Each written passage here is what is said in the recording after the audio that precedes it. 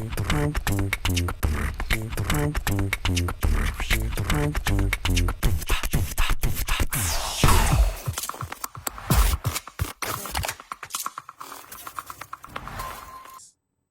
himself has also been super producer, has also been in instrumental in letting us and making us learn how to listen to an opposing view. Yeah. In as much as it is, in as much as it's hurtful, it's hard, painful, or it's very hard, painful. it's very but painful. you have to listen. Because You know listening why? to one mic sound. Sorry, go ahead. Shut up. Because you know why? 74 million people voted for this guy. yeah, 74. An uptick from 60. 14 million more yeah, in 2020 voted for the guy. So it is important to know what is.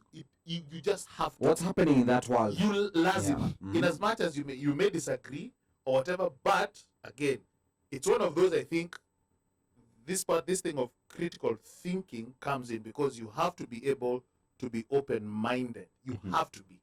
To be able to be open-minded. And I think this also we should translate to our kids, like, you know, like what you do with your kids, you know. Let me. So what do you think? Yeah. All right. Okay. But do you know this, that, the other, whatever. And sometimes, chances are, your kid will make you see something from a different perspective. Yes. Oh yeah. And you know, another thing is that even in politics, if we start, you know, like looking at both sides, the other problem that we'll still encounter is that the political process, meaning elections, is structured in black and white, you know, good or bad. Yeah. So the system as it is tends to reward the people who are on the extremes. You know, like if you're extreme on this side or extreme on that side, but if you're nuanced, you don't get rewarded. I know, that's not good. Yeah, and that's not a good thing. There's some places like New York that have started something called ranked choice voting. I think that's a thing that's gonna, you know, like fundamentally change so many things in our politics in favor of the people. It's called ranked choice voting. So ranked choice voting, rather than say that you're voting for Biden or Trump, you have a list of presidential candidates and you list them in order of from the best to the worst.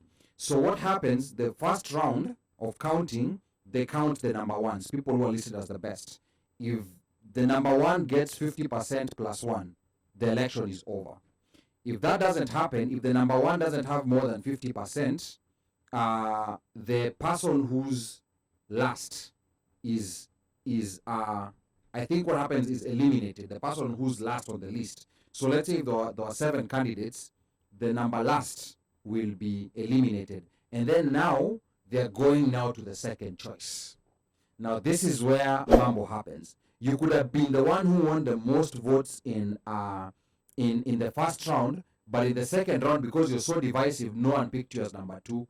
Other people put you at number last. So that means at number 2, you become last in that second round, meaning you've been eliminated, despite the fact that you had the highest number in the first round. So they keep doing that until they have one person standing. And typically that last person standing is this person katikati, who was a bit nuanced. People don't like him so much and people don't hate him so much. So it starts rewarding those people who are not on the extremes, but they look at things realistically. You had a question? Well, yeah, I'm confused about that. I mean, don't get me wrong, the outcome might be good, but like, listen, we just had our voting takes forever to happen. Yeah. We just had our voting takes forever to happen. Why are we doing it like?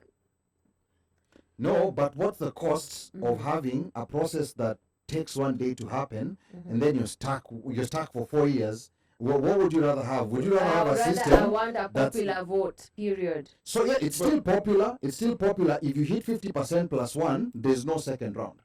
There's no second round, because the problem when you have a lot of candidates, that's where, you know, like that's how Al Gore essentially, you know, lost Florida. That's Clinton lost too. That's how Al Gore lost Florida. So that's why this eliminates that that notion of you know, like this other candidate is a spoiler, because there's several opportunities, you know. So if you know, like maybe you are number 1 with 30%, but when it comes to the second choice, a lot of people are not choosing you. That says something about you.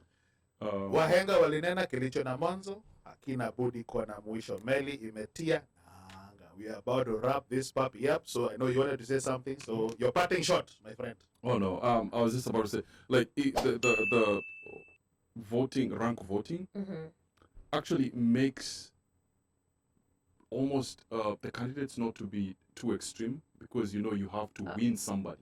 Okay. You really need to win somebody. So You want to be number 2 also Yeah. on someone's list. yeah, versus what we have right now, where we have extreme. It's like we no longer have moderate Republicans. I those know. are- Those are gone. yeah. Yeah. So Even it's only Democrats right are really going to the left. Yeah. Now Killer and Liz Cheney are the ones who are considered moderate, and they're also going. But they're also losing. They're also on their way out. Yeah.